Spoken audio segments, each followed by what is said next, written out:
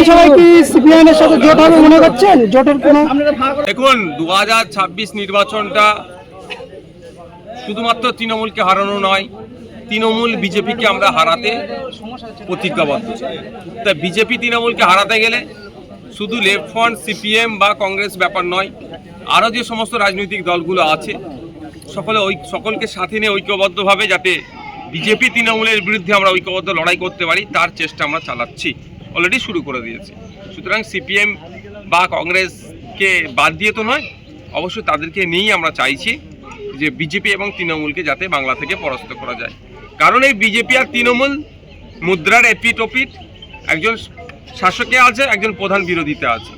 ওরা বোঝাপড়া করেই এই রাজ্যটাকে রসতলে পাঠাচ্ছে, তলনিতে পাঠিয়ে দেওয়ার চেষ্টা করছে। তাই আমাদেরকে এগিয়ে আসতে হবে, জাগ্রত হতে হবে 2026 নির্বাচনে যাতে আমরা বিজেপি এবং তৃণমূলকে ঐক্যবদ্ধভাবে হারাতে পারি।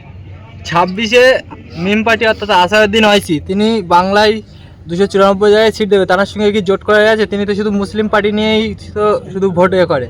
দেখুন উনি 294 জায়গায় সিট দেবে আপনাকে কে বলেছে? মিডিয়ার মাধ্যমে শুনেছে। মিডিয়ার কথা আর মিম পার্টির অফিসিয়াল স্টেটমেন্টের মধ্যে দুটো অনেক তফাৎ।